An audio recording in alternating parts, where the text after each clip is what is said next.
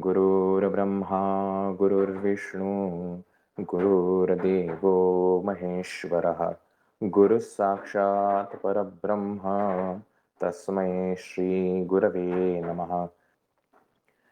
ब्रह्मानन्दं परमसुखदं केवलं ज्ञानमूर्तिं द्वन्द्वातीतं गगनसदृशं तत्त्वमस्यादिलक्ष्यम् एकं नित्यं विमलमचलं सर्वधी साक्षिभूतं भावातीतं त्रिगुणरहितं सद्गुरुं तं नमामि।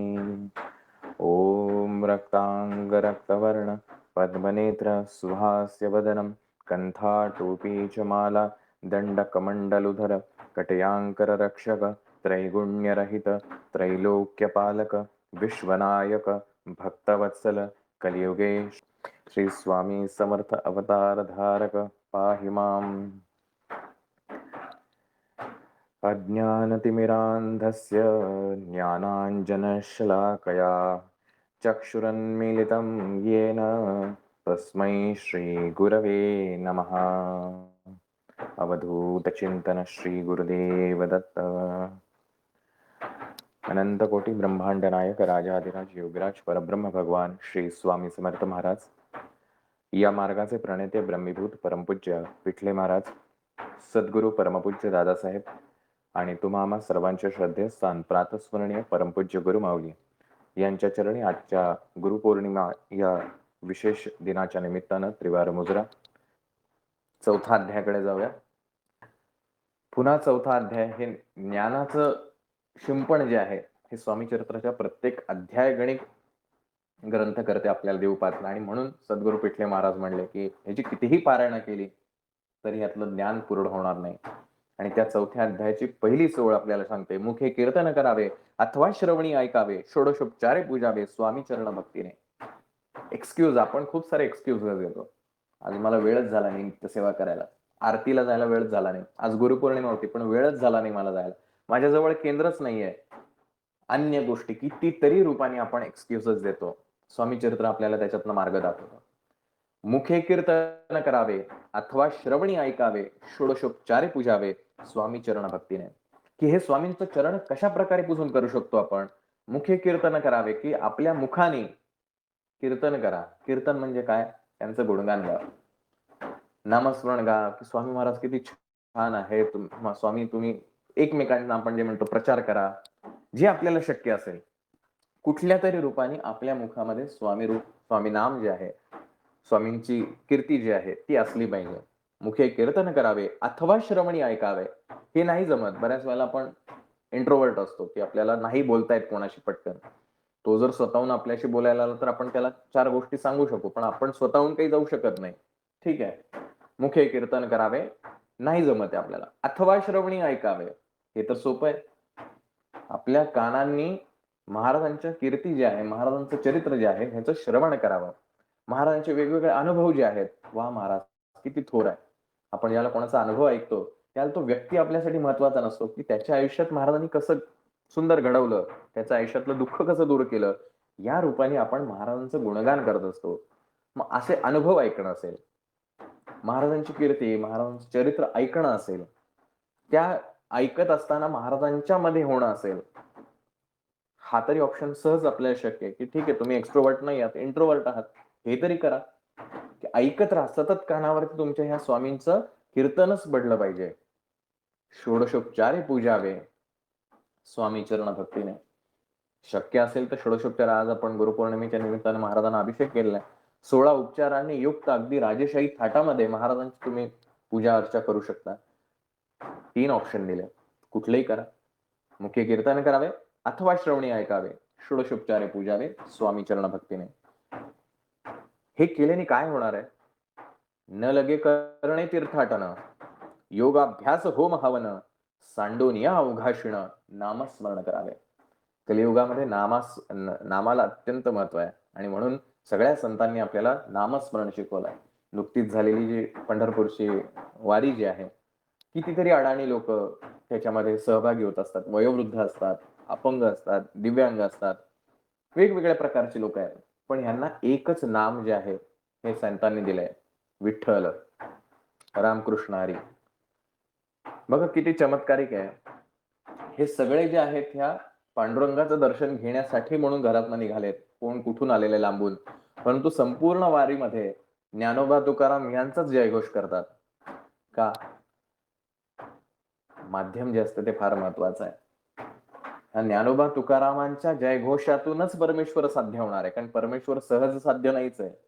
मग ह्या गुरूंच्या माध्यमातून, या संतांच्या माध्यमातूनच परमेश्वर लाभू शकतो. म्हणून त्या 15-20 दिवस जो त्यांचा वारीमधला भाग आहे त्याच्यामध्ये ह्या संतांचं सतत नामघोष चालू राहतो आणि ह्याच्यातून त्यांना पांडुरंगाचं खऱ्या अर्थाने दर्शन घडतं. न लगे करणे तीर्थाटन. जर तुम्ही स्वामींची या प्रकारे जर सेवा करत असाल, न लगे करणे तीर्थाटन, तुम्हाला कुठेतरी तीर्थक्षेत्रांमध्ये हिंडायची आवश्यकता नाही की इथं जा तिकडे पवित्र व्हा, तिकडे जा इकडे सगळे पाप धुवून काढा. न लगे करणे तीर्थाटन, योगाभ्यास होम हवन, सांडोनिया अवघाषण नामस्मरण करावे. जर तुम्ही आळस सोडून, क्षीण जो आहे, थकवा, आळस, कंटाळा हे सोडून जर तुम्ही नामस्मरण सतत करत राहिलात, सातत्याने प्रत्येक श्वासागणिक जर हे नाम उच्चारत राहिला, तर तुम्हाला हे काही न करता सुद्धा काय साध्य होणार आहे? स्वामी नामाचा जप करता चारी पुरुषार्थ येती आता, स्वामी चरित्र गाता ऐकता पुनरावृत्ती चुकेलं. आता स्वामी चरित्र वाचता ऐकता असं म्हणलं असतं तर ठीक आहे की ते वाचायचंय आणि ऐकायचंय. स्वामी चरित्र गाता ऐकता, स्वामी नामाचा जप करता चारी पुरुषार्थ येती आता. कोणते 4 पुरुषार्थ आहेत? धर्म, अर्थ, काम आणि मोक्ष. धर्म मीन्स जे काही तुमच्या धार्मिक इच्छा आकांक्षा आहेत, तीर्थक्षेत्राला जायचंय, ह्या देवाचं दर्शन करायचंय, इकडं पुण्य मिळवायचंय, जे काही असते, ह्या पूजा अर्चा करायच्या, अशा प्रकारच्या धार्मिक कुठल्याही तुमच्या इच्छा आकांक्षा असतील, हा धर्माचा पुरुषार्थ. अर्थ पुरुषार्थ, अष्टांग लक्ष्मी आपल्याला सगळ्यांना माहिती, फक्त पैसा ही एकच लक्ष्मी नाहीये, त्यासोबत अष्टांग लक्ष्मी आहे. हे अर्थ खातं सुद्धा आपलं उत्तम असलं पाहिजे. नाहीतर हातात म्हणजे खिशामध्ये पैसे नाही आणि लोकांना दान धर्म कसा करावा, पैसा म्हणजे काहीच नाही, असं ज्ञान देणाऱ्यांची काही आवश्यकता नाही. कारण हे खोटे असतात. कारण असं ज्ञान देणारेच दक्षिणा मागतात. बिर्ला, टाटा, अंबानी अशांसारखे लोक ज्यांच्याकडे प्रचंड संपत्ती आणि ते जर म्हणत असते की पैशामध्ये खरंच काही नाही आहे, पैसा हा सर्वस्व नाहीच आहे, तर मात्र त्यांच्या शब्दाला वेटेज येतं, वजन येतं. का? तर त्यांच्याकडे ऑलरेडी आहे, पण तरी सुद्धा ते म्हणतात ह्याच्यात काही राम नाही. मग हे अर्थ जे आहे, आपली आर्थिक बाजू सुद्धा जेवढा आपल्या प्रपंचाला गरजेचे तेवढी असली तर आपला प्रपंच उत्तम प्रकारे आपण करू शकतो. जर आपण गरिबीत असो, नोकरी नाहीये, बिझनेस व्यवस्थित चालत नाही आणि तुम्हाला सांगितलं स्वामींची सेवा करा, कशी होणार आहे? नाही होणार. स्टेबल पाहिजे आपण. फायनान्शियली सुद्धा स्टॅबिलिटी ही गरजेची आहे. मग हे अर्थ जे आहे, अर्थ पुरुषार्थ जे आहे की तुम्ही सक्षम असले पाहिजे फायनान्शियली, हे सुद्धा. तिसरं आहे काम. काम मीन्स प्लेजर, इच्छा, प्रिय असणारा, तुम्हाला जे जे काही प्रिय आहे, या सगळ्या प्रिय गोष्टींची तुम्हाला पूर्तता व्हायला पाहिजे. आणि मोक्ष, या सगळ्या जन्ममरणाच्या फेऱ्यातून मुक्त व्हायचा. धर्म, अर्थ, काम आणि मोक्ष हे चारही पुरुषार्थ तुम्हाला कशाने लाभणार आहे? तर फक्त स्वामी नामाचा जप करता चारी पुरुषार्थ येती आता, स्वामी चरित्र गाता ऐकता पुनरावृत्ती चुकेलं. आता स्वामी चरित्र गायचं कसं? स्वामी चरित्र वाचलेलं ऐकलंय आम्ही की ठीक आहे, वाचता येऊ शकतं, आम्हाला शब्द वाचता येतात, शिकलेलो आहोत आम्ही. गायचं कसं? गायचं म्हणजे इथं सूर लावायचे नाही आहेत. तर तुमच्या मुखामध्ये असं म्हटलं, म्हणजे स्वामींचं जे चरित्र आहे, त्यांच्या आयुष्यात घडलेल्या ज्या काही घटना आहेत, त्यांच्या लीला ज्या आहेत, याचं गाणं हे सतत गात राहायचंय, हे सतत लोकांना सांगत राहायचंय, म्हणजे स्वामी चरित्राचं गायन करणं. स्वामी चरित्र गाता ऐकता म्हणजे हे गायचं आणि ऐकायचं पण. त्यांच्या लीला ज्या आहेत ह्या ऐकत राहायच्या. वा, काय महाराजांची लीला आहे, महाराजांनी या भक्ताला कसं दिलं, त्याचं ज्ञान कसं त्याला पूर्ण दिलं, हे जे ऐकणं आहे. स्वामी चरित्र गाता ऐकता पुनरावृत्ती चुकेलं. काय पाहिजे आयुष्यात अजून? या सगळ्या दुःखातनं महाराज एका क्षणात सोडवू शकतात, फक्त स्वामी नामाचा जप करता आणि स्वामी चरित्र गाता ऐकता. कुठं काय सांगितलं आपल्याला? कुठल्या तरी तीर्थक्षेत्रात जा, खूप मोठी तपश्चर्या करा, असं काही सांगितलेलं नाही. हे स्वामी चरित्र आपल्याला का रोज वाचायचं आहे? कारण हे रोज आपल्याला मेंदूमध्ये, आपल्या अंतःकरणामध्ये रुजवायचं आहे. की जोपर्यंत माझ्याकडनं स्वामी नाम घेतलं जात नाही, नामस्मरण सतत 24 तास मुखात राहत नाही, माझा प्रत्येक आयुष्यातला क्षण हा स्वामीमय होत नाही, तोपर्यंत मी सगळं जरी केलं तरी मला स्वामी महाराज भेटणार नाहीत. कारण मी साधनांचा उपयोग करत राहील, पण साध्यापासून नेहमी दूर राहील. मग साध्य जर मला मिळवायचं असेल तर मला स्वामी नामांचं साधनच मला तिथपर्यंत घेऊन जाऊ शकेल. हे 4थ्या अध्यायाच्या पहिल्या 3 ओव्यांमध्येच आपल्याला विस्तृत प्रकारे सांगितलंय. पण मग आता 4था अध्याय जो आहे तो पुन्हा नवीन महाराजांची एक नवीन लीला घेऊन आपल्या समोर उभा राहतो. की मागच्या अध्यायात आपण बघितलं की महाराजांनी कसं त्या मालोजी राजांना दर्शन दिलं. महाराज साक्षात वैकुंठाचे वासी आहे, जे केवळ वैकुंठ वासी, अष्टसिद्धी ज्यांच्या दासे, नवनिधी तत्पर सेविस्ते, ते धरती मानरूप. 16 फार काही श्रीमंत आहे अशातला भाग नाही, सर्वसामान्य व्यक्ती.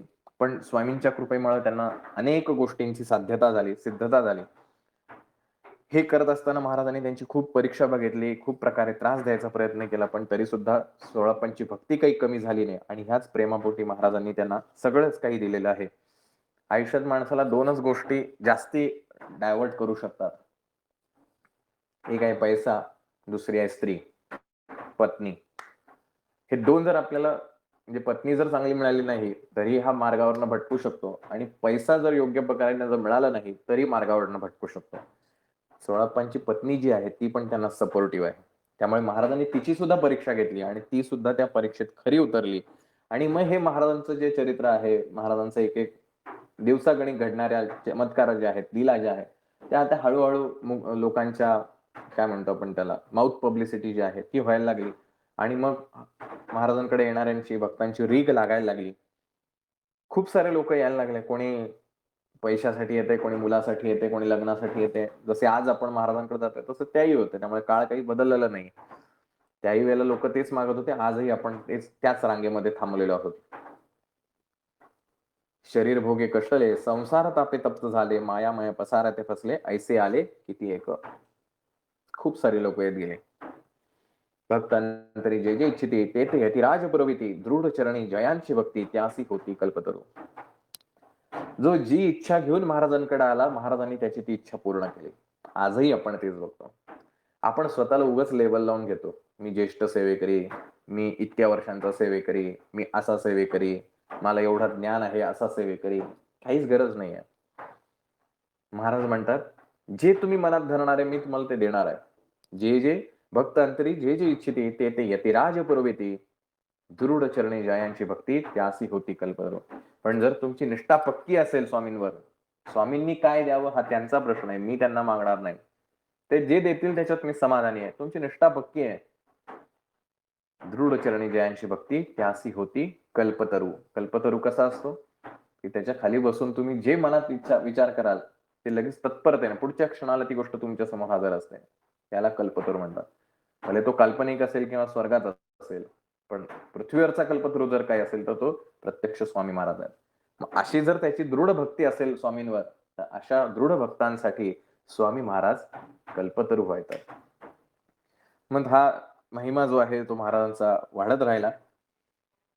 शेवटी प्रगती कोणालाच आवडत नाही. कोणी एखादा मोठा व्हायला लागलं की त्याचे पाय खेचायला लोक तयारच असतात. असेच 2 संन्यासी ही सगळी कीर्ती ऐकून फिरत फिरत अक्कलकोटला येतात. आणि अक्कलकोटला आल्यानंतर हे सगळा डामडौल बघतात आणि ते म्हणतात, हा कसला संन्यासी आहे, याला डामडौल पाहिजे, गादी पाहिजे झोपायला, भक्तांची रीग आहे, हा कसला संन्यासी म्हणे, हा मायेमध्येच अजून गुरफटलेला आहे. हा स्वामी नव्हे ढोंगी, जो नाना भोग भोगी, साधू लक्षण याचे अंगी, कोणते हो बसत असे.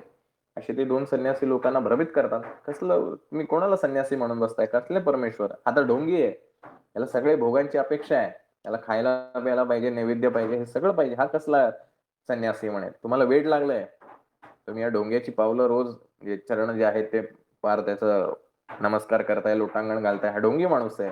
असे ते 2 संन्यासी लोकांमध्ये बुद्धी भेद जो आहे तो करण्याचा ते दोघेही संन्यासी प्रयत्न करतात.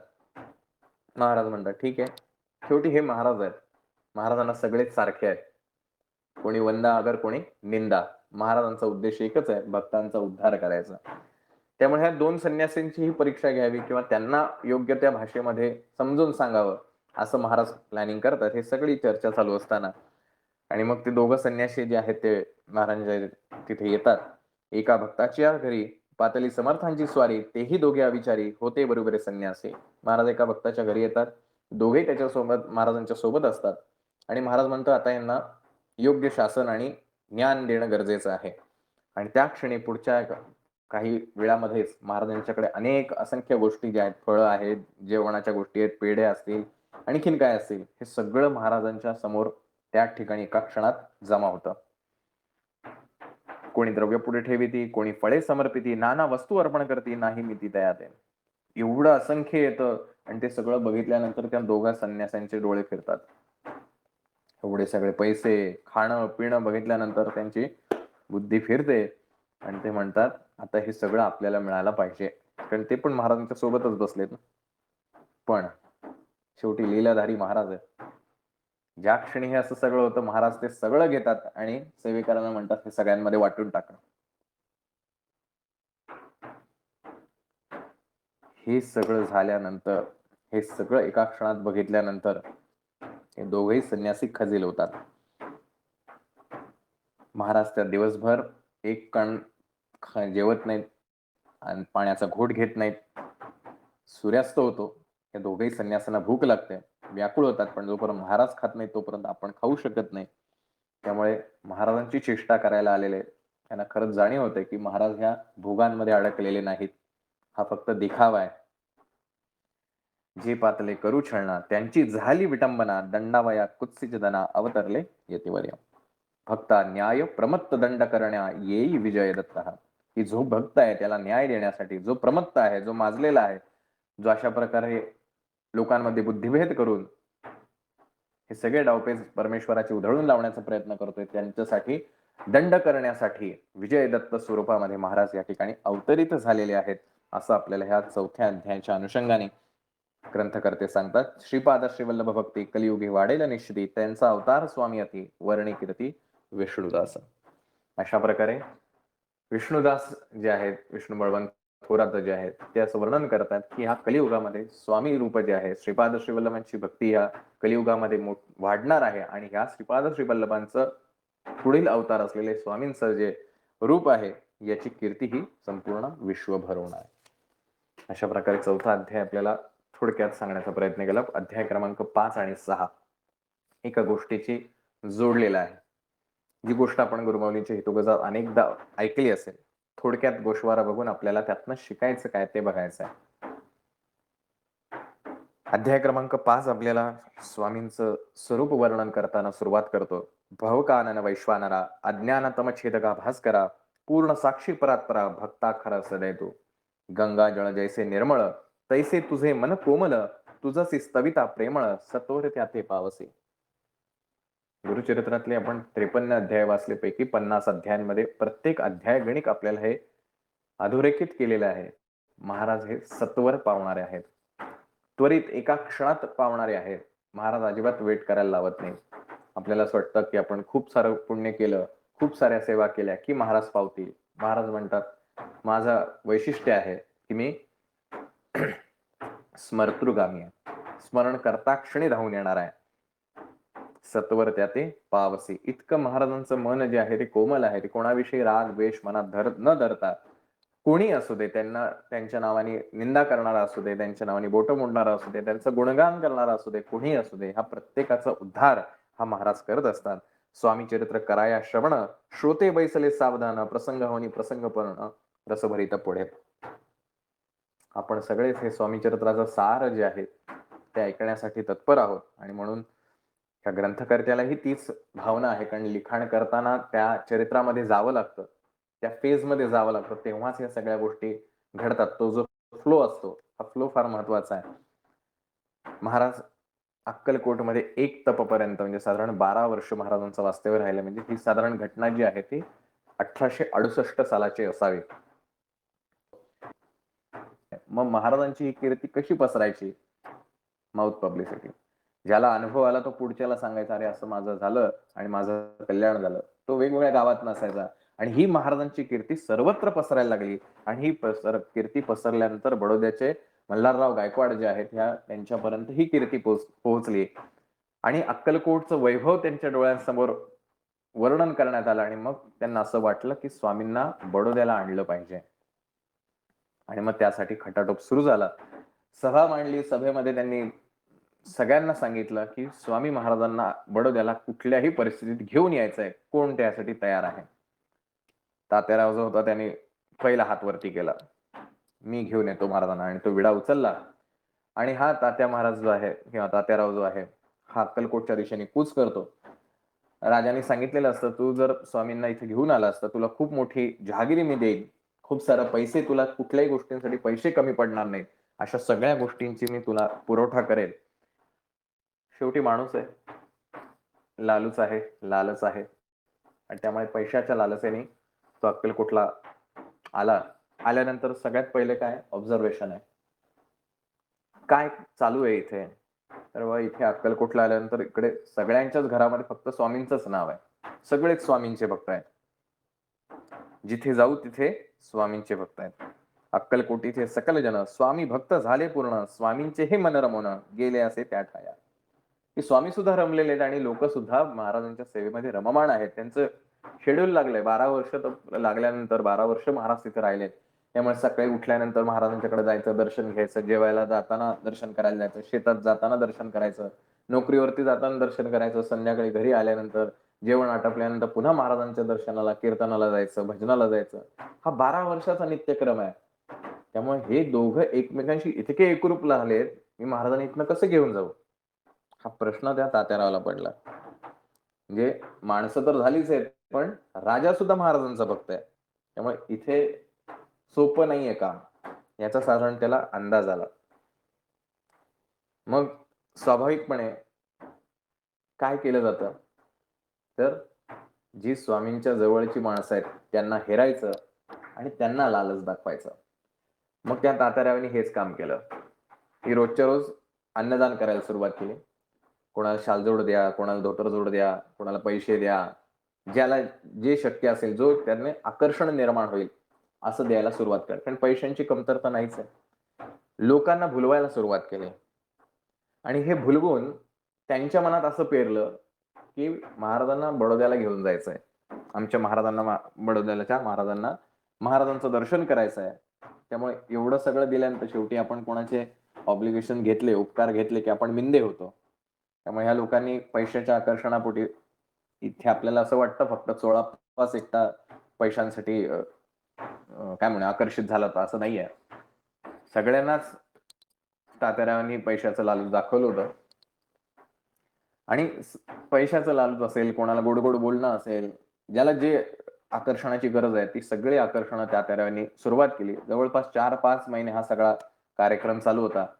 आणि मग हळूहळू जे हे भक्त लोक आहेत ते महाराजांना म्हणायचे, महाराज बडोद्याला चला जाऊया आपण. महाराज म्हणे, जाऊ ना, नंतर जाऊ, आता नको. खूप प्रत्येक जण यायचा आणि महाराजांना ही रदबदली करण्याचा प्रयत्न करायचा. हे सगळं तात्यारावचं प्लॅनिंग. हा तात्याराव सुद्धा अन्नदान करत होता, गुरुचरित्राची पारायण करत होता, लोकांना दानधर्म करत होता, सगळं करत होता. भौतिक दृष्ट्या जर पाहिलं तर आपल्याला वाटेल काय सेवेकरी आहे, केवढं करतोय महाराजांच्यासाठी. सुप्त इच्छा वेगळी आहे. अन्यथा आपण महाराजांपासून दूर जाऊ.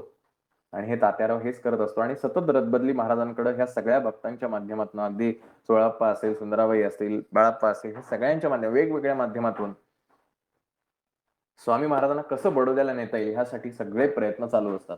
4-5 महिने होतात, नो रिझल्ट.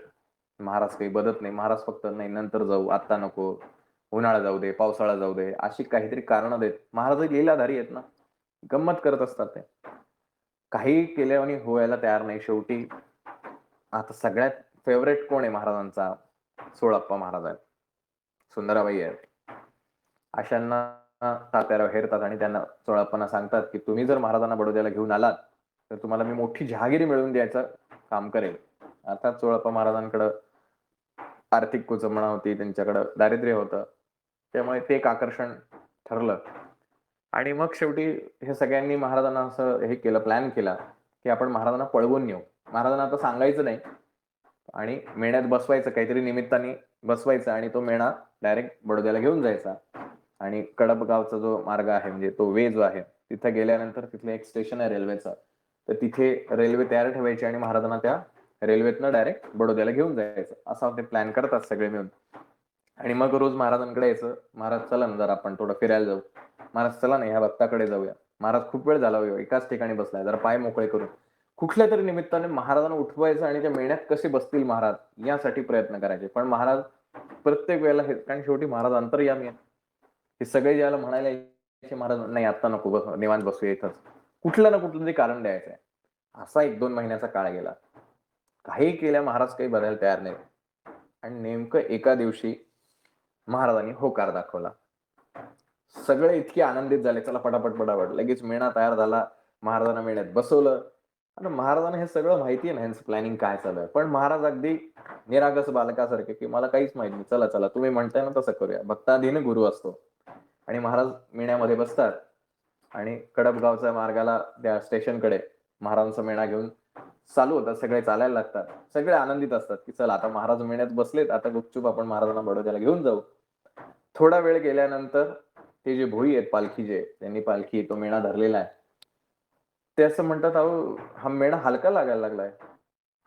आणि म्हणून ते या सगळ्यांना सांगतात तात्यारावला आणि याला, मेणा हलका लागतोय म्हणे, काय झालं बघा जरा. मेणा थांबवतात, मेणा उडून पाहतात तर आतमध्ये कोणीच नाही. सगळ्यांचे घाबरगुंडी उडाल की आपण पैशाच्या लालसेपोटी, जहागिरीच्या लालसेपोटी साक्षात परमेश्वराला पळवून न्यायचा प्लॅन केला, आपण खूप मोठी चूक केली आणि हा परमेश्वरच आपल्यातनं निघून गेला, आता आपलं कसं व्हायचं. कारण 12 वर्ष ज्याच्या सानिध्यात घालवलं तो परमेश्वर आपल्या चुकीमुळे जर निघून गेला, खरंच ही दुःखदायक घटना आहे. आणि अक्षरशः रडायला लागतात भक्त, त्यातले खरे जे मनापासून महाराजांना प्रेम करणार असतात त्यांना खूप वाईट वाटायला लागतं. तेवढाच एक सरकारी माणूस आहे, जसं आपण आजच्या काळात म्हणूया पोस्टमन जो आहे, जो सतत फिरत असतो, तो तिकडनं धावत धावत येतो. ते हे म्हणतात की काय रे काय झालं एवढं का धावतोय. अहो म्हणे ते स्वामी महाराज जे आहे ते मागे 20 कोसावरती एका दगडावरती जाऊन बसलेत म्हणे. मी त्यांना म्हणलं की महाराज चला अक्कलकोटला, नाही म्हणे मी नाही येणार आहे. सगळ्यांना इतकं हायसं वाटलं आणि सगळे धावत पळत महाराजांच्याकडे गेले आणि महाराजांच्या समोर नाक घासायला लागले. महाराज चुकलं म्हणे आमचं, आम्ही त्या पैशाच्या लालसेपोटी, त्या जहागीरच्या लालसेपोटी तुम्हाला पळवून न्यायचा प्लॅन केला. महाराज फक्त हसायला लागतात आणि अशातनं हा 5वा अध्याय संपन्न होतो. तात्याला कळतं आपल्याला काही सक्सेसफुल होणार नाही, तो पुन्हा रिटर्न जातो. पुन्हा तो बडोद्याचे गायकवाड जे आहे ते पुन्हा प्लॅन करतात. त्यावेळेला यशवंत जो आहे, हा यशवंत त्या ठिकाणी म्हणतो की मी महाराजांना घेऊन येईल. तोही येतो, तोही हे सगळे प्लॅन करायला सुरुवात करतो. महाराजांना हे कळतं की हा फारच खेळ चालू आहे. आणि मग तो यशवंत महाराजांसमोर येतो, खूप सारे दागदागिने पैसे अडके सगळे ठेवतो. महाराज एवढं आहे, याच्यापेक्षा खूप मिळेल, चला बडोद्याला. आणि त्या क्षणी महाराज ते रागवतात, बेड्या ठोका असं म्हणतात. त्याची मागची हिस्ट्री आपण गुरुमाऊलींच्या इथं ऐकलेली आहे. आणि पुढच्या 2-3 दिवसात त्या यशवंताला निरोप येतो की पुन्हा तुला बडोद्याला बोलवलंय. आणि नंतर त्या महाराजांना आणि यशवंताला दोघांनाही बेड्या पडतात, जेलमध्ये जातात दोघे. विषबाध्याचा प्रयोग केला साहेबावर म्हणून, इंग्रज अधिकाऱ्यावर. शिकायचं काय ह्या गोष्टीतनं? एक पहिली गोष्ट, आकर्षण प्रत्येकाच्या सोबत आहेत. सतत तुमच्या आजूबाजूला ही आकर्षण आहेत, जी आकर्षण तुम्हाला महाराजांपासून दूर करण्याचा प्रयत्न करणार आहेत. तुम्हाला कधी मोठेपणाचं आकर्षण दिलं जाईल, कधी पैशांचं आकर्षण दिलं जाईल, कधी सत्तेचं आकर्षण दिलं जाईल, कुठल्याही भौतिक गोष्टींचं तुम्हाला आकर्षण दिलं जाईल की तुम्ही एवढं करा तुम्हाला हे मिळेल. पण विचारपूर्वक बुद्धी जी आहे ती स्थिर ठेवून आपल्याला महत्वाचं काय, स्वामी महाराज की ह्या बाकीच्या गोष्टी, हा विचार आपल्याला करता यायला पाहिजे. अन्यथा सोळाप्पांसारखे भक्त जे महाराजांसोबत 12-12 वर्ष ही सगळी भक्त मंडळी रोजचा दिनक्रम त्यांचा आहे, ही जर त्या आकर्षणाला भुलत असतील, आपलं काय? आपल्याला तर कित्येक आकर्षण. आपल्याला जरा कोणी मोठेपणा दिला की आपण लगेच अहंकाराने गर्विष्ठ होऊन लोकांवरती आरेरावी करायला सुरुवात करतो. पण हा अहंकार ज्यावेळेला येतो त्याला आपण स्वामींपासून दुरावतोय ह्याचं भान आपल्याला राहत नाही. कितीतरी अशा गोष्टी आपल्या आयुष्यात आपल्याला पाहता येतील ज्याच्यातनं आपण महाराजांपासून दूर जातोय. भले तुम्ही रोजच्या रोज नित्यसेवा चालू आहे, स्वामी चरित्र वाचताय, गुरुचरित्र वाचताय, पण हा अहंकार असेल, हे आकर्षण असेल, पैशांचं आकर्षण असेल, कसे मला म्हणजे साधं उदाहरण घ्या, हे पुढच्या अध्यायात येईल ते खरं तर. ह्या आकर्षणांपासून आपल्याला दूर राहायचं आहे. आणि दुसरी अत्यंत महत्वाची गोष्ट जी या 5व्या-6व्या अध्यायातनं शिकायची आहे. आपण हर प्रकारे महाराजांना प्रयत्न करत असतो, की महाराज आपले कसे होतील. कोणी आज गुरुपौर्णिमा आहे, आज महाराजांच्या आवडीचं नैवेद्य करू म्हणजे महाराज आपल्याला आशीर्वाद देतील. कोणी म्हणेल, की महाराजांची एवढी छान सुंदर पूजा बांधू, एवढा छान सुवासिक हार देऊ, अत्तर लावू, चंदन लावू, अजून काय-काय लावू, की महाराज माझ्यावरती आशीर्वाद देतील. प्रत्येक जण त्याच्या बुद्धीनुसार महाराज माझ्यावरती कसे आशीर्वाद देतील, माझ्यावरती कशी कृपा करतील, मी कशी भरपूर सेवा केली म्हणजे महाराज माझ्यावरती कृपा करतील. ह्या प्रयत्नामध्ये सगळेजण धावतायत. सगळेजण, तुम्ही, मी सगळेजण ह्यासाठी धावतोय, की स्वामींनी माझा आशीर्वाद द्यावा. ह्याच्या पलीकडे आपला उद्देश नाही. पण हा 5वा-6वा अध्याय आपल्याला सांगतो, तुम्ही हे कितीही केलं ना, त्या ताताऱ्यावरी सुद्धा त्याचा सुप्त अजेंडा वेगळा आहे. पण तो पारायण करतोय, जपजाप्य करतोय, अन्नदान करतोय, द्रव्यदान करतोय, सगळं करतोय. महाराज नाही बदत त्या गोष्टींना. तुम्ही किती उंची वस्त्र महाराजांना अर्पण करताय त्याच्याशी महाराजांना काही किंमत नाही. महाराज काय म्हणलेत? त्या बडोद्याच्या राजाच्या मनामध्ये भक्ती नाही म्हणून मी येणार नाही. एकाच वाक्यात महाराजांनी आपल्याला आयुष्याचं फॉर्म्युला देऊन ठेवला. तुमच्या मनात जर माझ्याविषयी प्रेम असेल, तुमच्या मनात माझ्याविषयी भक्ती असेल, तुम्ही म्हणाल तिकडे यायला मी तयार आहे. पण जर भक्ती नसेल, तुम्ही कितीही करा, मी तुमच्याकडे येत नाही. अगदी तुम्ही मला डावपेच खेळून मला पळवण्याचा जरी प्रयत्न केलात, मी कधी गायब होईल तुम्हाला कळणार नाही. महाराज फक्त प्रेम स्वीकारू शकतात. ज्याच्या मनात प्रेम आहे. अक्कलकोट मधले लोक साधी भोळी आहेत, गरीब आहेत, पैसा नाही आहे, चोळप्पाकडे पैसा नाही आहे, पण चोळप्पाकडे प्रेम होतं. आणि या प्रेमासाठी महाराज तिथे अक्कलकोटमध्ये राहिलेत. अन्यथा जर खरंच महाराज या बाह्य गोष्टींमध्ये जर अडकले असते तर महाराज बडोद्यालाही गेले असते. नसते महाराज अक्कलकोटचे स्वामी महाराज म्हणून नसते प्रसिद्ध झाले, कदाचित बडोद्याचे महाराज म्हणून प्रसिद्ध झाले असते. आणि जरी झाले असते तरी काय फरक पडणार होता. पण महाराज भौतिक गोष्टींना, बाह्य गोष्टींना भुलत नाहीत. तुम्ही किती महाराजांच्या जवळ जाऊन दर्शन करताय म्हणजे तुम्हाला महाराज प्रसन्न होतील असा जर भ्रम असेल तर तो चुकीचा आहे. अगदी तुम्ही शेवटच्या रांगेत, शेवटच्या ठिकाणी कोपऱ्यामध्ये कुठेतरी तुम्हाला जागा मिळाली असेल, पण तिथे डोळे मिटून मनोभावे महाराजांशी तुम्ही संवाद साधत असाल तर त्या क्षणी महाराज तुमच्यावरती कृपा करतात. पुढे पुढे करणं हे महाराजांना अपेक्षित नाहीत. महाराजांना अपेक्षित आहे आपला प्रेमभाव. आणि हा 5वा-6वा अध्याय आपल्याला एवढंच सांगतो, महाराजांना जर जिंकायचं असेल, एकमेव साधन जे आहे ते म्हणजे प्रेम, भक्ती. त्याच्या पलीकडे महाराजांना जिंकण्याचं तुम्ही अगदी काय म्हणा, ड्रायफ्रूटचे लाडू महाराजांना नैवेद्याला ठेवा आणि महाराजांना म्हणा, महाराज ड्रायफ्रूट दिले आता तुम्हाला, आता आमच्यावर कृपा करा आणि आमचा प्रश्न सोडवा. कदाचित यशवंतासारखं महाराज आपल्याला काहीतरी राग भरतील आणि काहीतरी शिक्षाच करतील.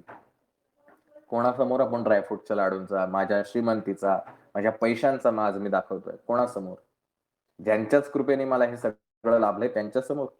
मी किती मोठा आहे, माझं पद किती मोठं आहे, या पदाचे अभिमान बाळगून मी इतरांना बाजूला ढकलून मी स्वतः महाराजांची मला कशी जास्ती सेवा मिळेल, मी लवकर महाराजांच्या दरबारात आतमध्ये अगदी मला कशी सेवा मिळेल. बऱ्याच वेळेला असं होतं बघा, काही असतात स्पेशल लोक ज्यांना स्वतःला वाटतं स्पेशल आहे, की ते इतरांसाठी नियम वेगळा असतो आणि त्यांच्यासाठी नियम वेगळा असतो. हा जो स्पेशलपणा हा कोणासमोर आपण दाखवतोय? महाराजांसमोर. पुन्हा आपण तो यशवंतच होतोय. हे जे सगळे दांभिकपणाचे जे खेळ आहेत हे सगळं करून आपण दाखवतोय मी तो तात्याराव आणि मी तो यशवंतच आहे. मला जर ते अक्कलकोटचे निवासी भक्त व्हायचे असतील तर मला माझे प्रेमच ठेवावं लागेल आणि तरच माझ्यावरती महाराज कृपा करतात. त्यामुळे नैवेद्य काय आणलाय, कुठला प्रसाद, बऱ्याच ठिकाणी असं बघायला मिळतं की नैवेद्य केला की पेढेच पाहिजेत, मलईचे पेढे आणा असं आग्रह धरला असतो. का? तुम्हाला खायचेत म्हणून. महाराज साखर सुद्धा खातात, शेंगदाणे सुद्धा खातील. ज्या गरीबाकडे जे असेल तो प्रेमाने जर आणत असेल तर महाराज तेही स्वीकारतात. हा 5वा-6वा अध्याय आपल्याला ते शिकवतो. त्यामुळे कोणी जर तुम्हाला, तुमच्याकडे ही कमतरता आहे, तुमच्याकडे पैसा नाहीये, पद नाहीये, श्रीमंती नाहीये, ह्याच्यामुळे जर डावलत असेल महाराजांच्या सेवेपासून, अजिबात नाराज होऊ नका. तो डावलतोय तो महाराजांपासून नाही डावलत आहे, उलट तो शिक्षेस पात्र होणार आहे. पण तुमच्या मनात तुम्ही प्रेमभाव जर ठेवलात, महाराज तुम्हाला कृपा करणार, तुमच्यावरती कृपा करून जाणार आहेत. तो फक्त शरीराने महाराजांच्या जवळ जाणार आहे, तुम्ही मनापासून महाराजांच्या जवळ जाणार आहे. म्हणून आपल्याला गुरुमाऊली जे म्हणतात की तुम्ही जर सद्गुरूंना वित्त दिलं, पैसा दिला, तर तुम्ही त्यांच्याशी बाह्य रूपाने जवळ जाल. अगदी माऊलींच्या शेजारी पण बसू शकाल तुम्ही. पण जर सद्गुरूंना चित्त वाहिलं, तर तुम्ही सद्गुरूंच्या आंतरिक जवळ जाता. तुम्हाला कुठल्या जवळ जायचंय हे तुम्ही तुमचं ठरवायचं. आणि हाच 5वा 6वा अध्याय आपल्याला या दृष्टिकोनातून ही भक्तीच आपल्याला महाराजांचं करू शकते. महाराजांना आपलंसं करू शकते. हे एकमेव माध्यम म्हणजे भक्ती आहे, हे आपल्याला शिकवतंय. त्यानंतर अध्याय क्रमांक 7. पुन्हा एकदा ज्ञानाचं भांडार आणि आपले गैरसमज दूर करणारा असा हा 7वा अध्याय. अध्याय छोटासा आहे, पण खूप काही शिकवणार आहे आणि बऱ्याच गोष्टी उजागर करणार आहे. 7व्या अध्यायाची सुरुवातीच आहे. जय जयाजी निर्गुणा, जय जयाजी सनातना, जय जयाजी अगहरणा, लोकपाला सर्वेशा. अगहरणा, अघ म्हणजे जे काही पाप आहे, ह्या पापांचं हरण करणारा. जय जयाजी सनातना, सनातन म्हणजे ज्याचा उगमच माहित नाही असा. आपण म्हणतो आपला हिंदू धर्म हा सनातन आहे. सनातन म्हणजे ज्याचा उगमच माहित नाही, कधी निर्माण झालाय, कोणी निर्माण केलाय माहित नाही, तो सनातन आहे. असा हा परमेश्वर जय जयाजी निर्गुणा, अशा त्या निर्गुण स्वरूपाचे परमेश्वराची लोकपाला सर्वेशा. तुमच्याच कृपेमुळे हे स्वामी चरित्र मी लिहितोय आणि त्यातली एक गोष्ट आता फार महत्वाची आहे. मालोजी राजे जे आहेत, हे मालोजी राजे धार्मिक असल्यामुळे, धर्माविषयी आस्था असल्यामुळे त्यांच्या दरबारामध्ये सतत वेदांत, उपनिषद, वेद, पुराण यांच्यावरती चर्चा घडवून आणायची. कोणी एखादा एक्सपर्ट असेल त्यातला, कोणी सिद्ध असेल तर त्याला आमंत्रित केलं जायचं आणि त्याचं भाषण ठेवलं जायचं. आजच्या भाषेत आपण असं म्हणूया की त्याचं भाषण ठेवलं जायचं, लेक्चर ठेवलं जायचं आणि राजाला ते आवडायचं की छान ज्ञानाच्या ज्या गोष्टी आहेत, ह्या ज्ञानाच्या गोष्टी आपल्याला ऐकायला मिळतात. आणि असंच एक दूरवरनं कीर्ती कानावरती पोहोचली की विष्णुबुवा नावाचे एक बुवा आहेत, जे अत्यंत हुशार, ज्यांचा वेदांताचा प्रचंड अभ्यास आणि भल्या भल्यांना त्यांनी पाणी पाजलेलं आहे. या विष्णुबुवांचे सुद्धा आपण थोडीशी बायोग्राफी बघणार आहोत. तर अशा ह्या विष्णुबुवांचं ख्याती ऐकल्यानंतर राजाला अशी इच्छा होते की ह्या विष्णुबुवांना आपल्या दरबारी आपण आणावं आणि त्यांच्या मुखातलं ज्ञान आपण ऐकायची संधी आपल्याला मिळावी. म्हणून खूप सारे प्रयत्न करून, वेटिंग लिस्ट असणार ना ऑब्व्हियसली, महान व्यक्ती असले की त्याची वेटिंग लिस्ट पण मोठी असते, अपॉइंटमेंट मिळत नाही. सो बरीच खटपट करून करून शेवटी ते विष्णुबुवांना अक्कलकोटला घेऊन येतात. अक्कलकोटला आल्यानंतर व्यवस्थित त्यांची खातिरदारी केली जाते आणि मग त्यांचं वेद, उपनिषद, पुराण यांच्यावरती व्याख्यानं जी आहेत ती त्या दरबारात भरवली जातात आणि अतिशय सुंदर रसाळ वाणीतनं हे विष्णुबुवा जे आहेत हे त्यांचं प्रवचन म्हणा, लेक्चर आहे ते देत राहतात. आणि मग शेवटी राजाश्रय मिळाल्यानंतर ऑब्व्हियसली वेटेज वाढतं आणि मग गावामध्ये फिरून यावं. पण तोपर्यंत त्यांच्या कानावरती कीर्ती येते की अक्कलकोटमध्ये स्वामी समर्थ नावाने कोणतरी अवली आहे आणि तो परमेश्वर रूप आहे असं म्हणतो. त्यामुळे विष्णुबुवांना असं वाटतं की साक्षात परमेश्वर जर इथं असेल तर ह्या परमेश्वरासमोर सुद्धा आपण हे वेद उपनिषदांवरती आपलं प्रवचन करावं, आपलं ज्ञान, आपलं पांडित्य त्यांच्यासमोर व्यक्त करावं, दाखवावं, अशी एक इच्छा त्यांच्या मनामध्ये निर्माण होते. आणि म्हणून विष्णुबुवा स्वामी महाराजांचं दर्शन घेण्यासाठी वटवृक्षाच्या इथे येतात आणि महाराजांसमोर हे सगळं जसं राजाच्या दरबारात करतात तसं छान प्रकारे उत्तम प्रवचन त्या ठिकाणी करतात आणि महाराजही शांतपणे ते ऐकत असतात. आणि हे सगळं झाल्यानंतर विष्णुबुवा जे आहेत ते महाराजांना असं म्हणतात की ब्रह्मपद तदाकार होणं म्हणजे काय, की ब्रह्मानंदी लीन होणं, त्याच्यामध्ये आत्ममग्नता जी आहे, स्वतःच्या धुंदीमध्ये राहणं, त्या परमेश्वराशी लिंक करणं स्वतःला म्हणजे काय. आणि असं म्हटल्यानंतर महाराज फक्त जोर जोरात हसायला लागतात. इतके हसायला लागतात की पार अगदी महाराज ज्या बेडवरती बसलेले आहेत तर तो सुद्धा बेड हलायला लागतो. एवढे महाराज जोर जोरात, महाराजांची ती स्टाईल होती हसण्याची. त्या विष्णुबुवांना म्हणतात, हा काय वेडा माणूस आहे, मी एवढं वेद उपनिषद यांची चर्चा केली आणि आता एवढं गहन ज्ञान मी त्यांच्या समोर विचारलंय आणि हसतो काय म्हणे, हा वेडा माणूस दिसतोय, उगाच लोक यांना परमेश्वर वगैरे मानतायत म्हणून. तो म्हणतो, हा तो वेडा संन्यासी, भुरळ पडली लोकांशी, लागले व्यर्थ भक्तीसी, याने ढोंग माजविले. आणि पुन्हा बुद्धिभेद करायला सुरुवात होते की अहो काय, राजाला पण म्हणतो, काय राजा म्हणे, तू कुठल्या ढोंगी माणसाच्या नादी लागलास. त्यामुळे असं म्हणून ते विष्णुबुवा जे आहेत हे रात्री झोपायला जातात. त्यांच्यासोबत त्यांचे पारसी भक्त जे आहेत हे सुद्धा त्यांच्या सोबत राहतात. रात्री झोपायला जातात.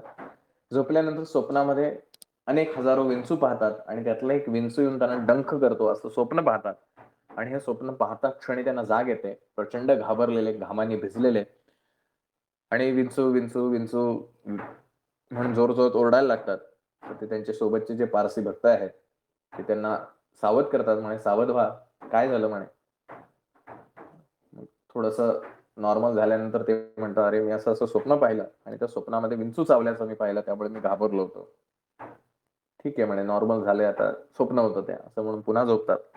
दुसऱ्या दिवशी सकाळी पुन्हा महाराजांच्याकडे दर्शनासाठी येतात किंवा महाराजांच्याकडे पुन्हा येतात. पुन्हा तोच प्रश्न विचारतात की ब्रह्मपद तदाकार होणं म्हणजे काय. आणि त्या क्षणी महाराजांची लीला ही अजब आहे. कोणाला कशा स्वरूपात ते शिकवतील हा वेगळ्या प्रकारचा मास्तर आहे. काल जे महाराज ह्याच प्रश्नावरती हसत होते, आज तेच महाराज त्याच प्रश्नावरती म्हणतात, अरे वेड्या म्हणे, तू ब्रह्मपद तदाकार होण्याची भाषा करतोस आणि स्वप्नामध्ये विंचू चावला तर एवढा दचकून जागा होतोस. तू कसलं, जी गोष्टच सत्यात नाही त्या गोष्टीची तुला इतकी भीती वाटते आणि तू कसलं ब्रह्म पाहायची गोष्टी करतोयस. जा म्हणे निघून येत नाही, या गोष्टींचा उपयोग नाही, नुसतं पडित मूर्ख असून उपयोग नाही, पांडित्य उपयोगाचं नाही, असं महाराज त्याला दरडावून सांगतात. आणि हे सांगितल्या क्षणी विष्णुभावांना त्यांची खात्री पटते. आणखीन एक दोन प्रश्न महाराजांना ते विचारतात आणि महाराज त्याचं उत्तर उत्तम प्रकारे अत्यंत वेदांच्या उपनिषदांच्या भाषेमध्ये त्याला ते उत्तर देतात. आणि हे ऐकल्यानंतर विष्णुभावांना महाराजांची खात्री पटते की हे खरंच परमेश्वर स्वरूप आहेत. आणि विष्णुबुवा जे आहेत ते महाराजांच्या चरणावरती लोटांगण घालतात, महाराज चुकलं माफ करा आणि आजपासून तुमच्या सेवेत मी राहीन. तर या समयापासून भक्ती जडली स्वामी चरणी, अहंकार गेला गळून ब्रह्मपदा योग्य झाले. आणि ते ब्रह्मपदाला योग्य झाले, म्हणजे मोक्षाच्या पात्रतेचे ते त्या ठिकाणी झाले. आपल्याला हे कथा वाचल्यानंतर आपण लगेच त्याची टिंगलटेवाळी बऱ्याच वेळेला करतो. बघा विष्णुबुवांचा कसा अहंकार होता आणि महाराजांनी कसं त्यांना शिक्षा केली. मुळात विष्णुबुवा जे आहेत यांचं कर्तृत्व जर आपण पाहिलं तर खरंच त्यांना सॅल्यूट करायची वेळ. हे विष्णुबुवा जे आहेत हे महाराष्ट्रातील एका थोर प्रबोधनकारांमधले एक आहे की ज्यांनी लोकांचं प्रबोधन केलं, धर्माची जागृती निर्माण केली. आणि अशा काळात जेव्हा इंग्रज मुसलमान लोक जे आहेत हे आपल्या धर्माला कसं खाली पाडता येईल या दृष्टिकोनातून सतत प्रयत्नशील राहायचंय, तर अशा या विष्णुबुवांचं नाव मूळ जे आहे ते विष्णू भिकाजी गोखले असं त्यांचं नाव. आणि कुलाबा जिल्हा जो आहे त्या कुलाबा जिल्ह्यामध्ये त्यांचं मूळ गाव त्यांचं. यांनी ह्या विष्णुबुवांनी ज्यांची आपण थट्टा बऱ्याच वेळेला करतो किंवा ऐकतो, ह्या विष्णुबुवांनी तपश्चर्या करून सप्तशृंग गडावरती त्यांनी तपश्चर्या केली. आणि ह्या तपश्चर्याच्या जोरावरती त्यांनी देवीचं आणि दत्तात्रय दत्त महाराजांचं साक्षात दर्शन घेतलेलं आहे. आणि हे दर्शन झाल्यानंतर ह्या ज्ञानाच्या प्राप्तीतून त्यांनी हे जे धर्म पाखंडी जे लोक आहेत जे आपल्या हिंदू धर्माचं खंडन करत होते आणि चुकीची संस्कृती रुजवत होते, अशांचं खंडन करून अशांवरती ह्या चर्चेच्या माध्यमातून आपले वेद पुराण उपनिषद यांचं ज्ञान त्या ठिकाणी त्यांनी सिद्ध केलं. आणि ह्या सगळ्यांना त्यांनी हरवलं. आणि म्हणून विष्णुबुवांची कीर्ती जी आहे ती दूर दूर पसरली होती. आणि त्यावेळेचा काळ असा होता की कोणीतरी हिंदू धर्माची पताका ठामपणे मांडू शकणारे अशी फार कमी लोक होती, पैकी एक विष्णुबुवा होते. त्यामुळे यांची भाषणं ही जागोजागी व्हावीत यासाठी सगळे प्रयत्नशील राहायचे, का आता धर्माची जागृती व्हायला पाहिजे. आणि अशा या म्हणजे कन्व्हर्जन जे आहे धर्माचं धर्मांतर करण्याचा ज्या वेळेला जास्ती सपाटा चालायचा त्यावेळेला धर्मांतर रोखण्यासाठी काम करणारे हे विष्णू भिकाजी गोखले. आणि अशा या विष्णू भिकाजी गोखले अर्थात विष्णुबुवा जे आहेत यांनी अनेक त्यांची ग्रंथ त्यांनी लिहिलेले आहेत. आणि त्यांची ग्रंथ म्हणजे साहित्य संपदा ही सुद्धा फार दिव्य आहे. आणि अशा ह्या विष्णुबुवांचं कार्य सुद्धा तितकंच महत्वाचं आहे. आणि मग ह्या सगळ्याची किंवा ह्या सगळ्याचा शेवट हा अक्कलकोटला स्वामी महाराजांच्या सान्निध्यात होतो, की जिथे हे फक्त पांडित्य होतं, ज्ञान मिळालं होतं पण त्याचा प्रत्यक्ष अनुभव नव्हता. आणि मग ज्याला हे पांडित्य सगळं महाराजांच्या समोर झाल्यानंतर महाराज खऱ्या अर्थाने त्यांना ब्रह्मपदाचे अधिकारी बनवतात. हा 7व्या अध्यायाचं गमक आहे. त्यामुळे कथेमागची कथा सुद्धा फार महत्वाची असते. महाराज कोणाला सहज काही देत नाही, त्याची पात्रता त्याची लेवल त्याला सिद्ध करावी लागते, त्याच वेळेला त्याला हे सगळं प्राप्त होतं. त्यामुळे विष्णुबुवांना महाराजांनी ब्रह्मपदाचे अधिकारी केले ते असंच नाही केलं. त्यांचं तेवढं सामर्थ्य आहे, तेवढी त्यांची लेवल आहे, त्यांनी तेवढं कर्तृत्व सिद्ध केलेलं आहे. आणि महाराजांचा मुळात अवतारच कशासाठी आहे? धर्माची जागृती करण्यासाठी. आणि हे धर्म जागृतीचंच ठामपणे कार्य, कडवटपणाने कार्य हे विष्णू भिकाजी गोखले करत होते. त्यामुळे अशा तर व्यक्तीला मोठं करणं हे तर महाराजांचं म्हणजे काय म्हणूया आपण कार्याला वाढ देणारच आहे. त्यामुळे या विष्णुबुवांना महाराजांनी मोक्षही दिलेला आहे. असं हे 7व्या अध्यायातनं कोणीच दुबळा नसतो. कोणी किती महान असला म्हणून तो कमजोर आहे, आपल्या समोर जी बाजू दिसते तीच नेहमी खरी असते, असं अनेक वेळेला होत नाही. त्याच्या मागे बऱ्याच गोष्टी असतात. त्यामुळे एखादा दुःखित आहे म्हणून त्याला हिणवायचं नाही, आणि एखादा खूप आनंदी आहे म्हणून त्याचं फार कौतुकही करायचं नाही. दोघांनाही समान पातळीवरती मानून त्यांच्याशी समान व्यवहार करायचा.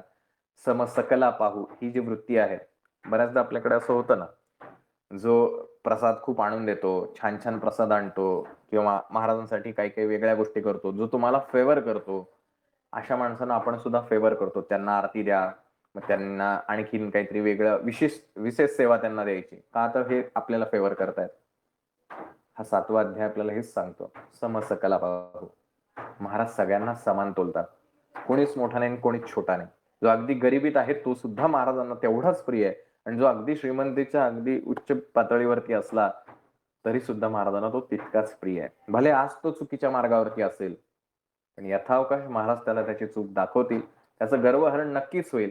कधीतरी आयुष्यात अशा काही घटनांना त्याला सामोरं जावं लागेल, ज्यावेळेला त्याला त्याची उपरती होईल की आपण खूप मोठी चूक करत होतो.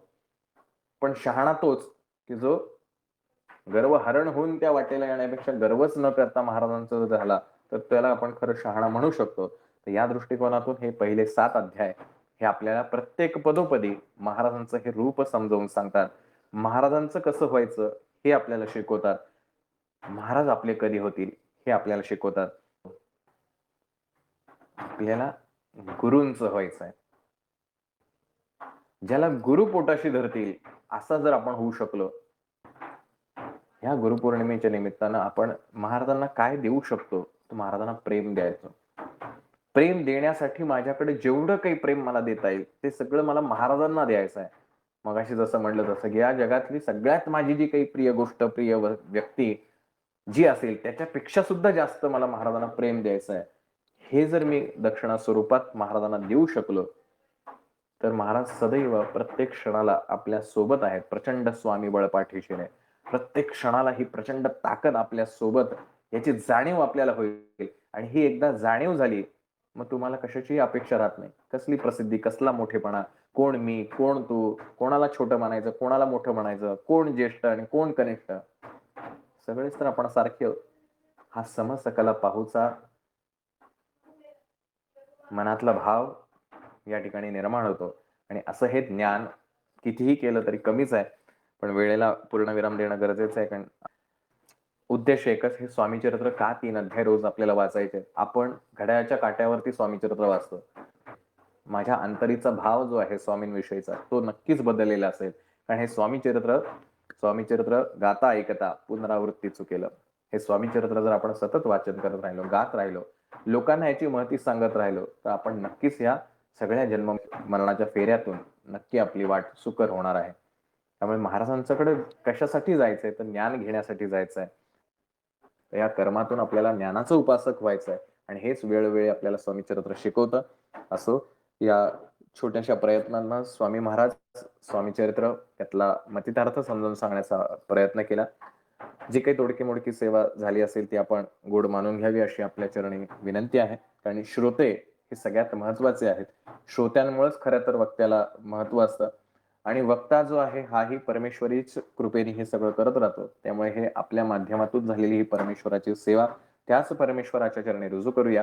आणि ह्या परमेश्वराला अर्थात स्वामी महाराजांना, सद्गुरूंना विनंती करूया की हे स्वामीचरित्रातलं ज्ञान किंवा तुमचं ज्ञान जे आहे, कारण आम्हाला साध्यापर्यंत पोहोचायचं आहे, साधन गौण आहे. याच दृष्टिकोनातून सद्गुरूंची आपल्यावरती ही कृपा सगळ्यांवरती समान राहो. प्रत्येकाला सद्गुरू आपल्याला पोटाशी धरो आणि प्रत्येकावरती माया करो, अशीच त्यांच्या चरणी विनंती करूया आणि थांबूया. श्री स्वामी समर्थ.